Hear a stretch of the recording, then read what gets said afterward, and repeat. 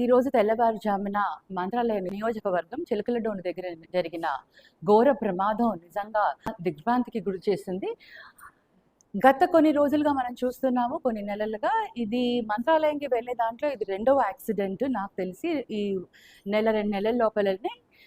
అక్కడ తప్పకుండా కొన్ని రోడ్స్ వైడనింగ్ కానివ్వండి, అలాగే ఇలాంటి యాక్సిడెంట్స్ జరిగినప్పుడు కూడా మనకి ట్రామా కేర్ అనేవి కూడా యూనిట్స్ ఉంటే కనీసం దగ్గరలో ఉన్న హాస్పిటల్స్‌కి వాటికి తీసుకొని వెళ్ళగలిగితే తప్పకుండా కొంతమందినైనా సేవ్ చేసుకునే దానికి అవకాశం ఉండేది. ప్రతి ఒక్కరిని కూడా తొందరగా మనం కర్నూలు దాకా తీసుకురావాలంటే కూడా చాలా సమయం పడుతుంది. బట్ నిజంగా ఇది చాలా చాలా దురదృష్టకరం. ఇలాంటి సంఘటనలు జరగకుండా మనం రోడ్ సేఫ్టీ కానివ్వండి, ఇలాంటివన్నీ కూడా మనం పాటించాలి. అలాగే మరి ఆ కుటుంబాలకి అందరికీ కూడా నేను ప్రగాఢ సానుభూతి తెలియజేస్తున్నాను. ప్రభుత్వాలు కూడా దీనిపైన ఇలాంటి యాక్సిడెంట్స్ జరగకుండా ప్రికాషన్స్ తీసుకునే దానికి ఎటువంటి చర్యలు తీసుకుంటే ఇటువంటి యాక్సిడెంట్స్ని మనం నివారించగలుగుతామో ఆ విధంగా మనం ఆలోచించి ముందుకు తీసుకుని వెళ్ళాల్సిందిగా గవర్నమెంట్కి కూడా నేను ఒకసారి మళ్ళీ తెలియజేస్తున్నాను.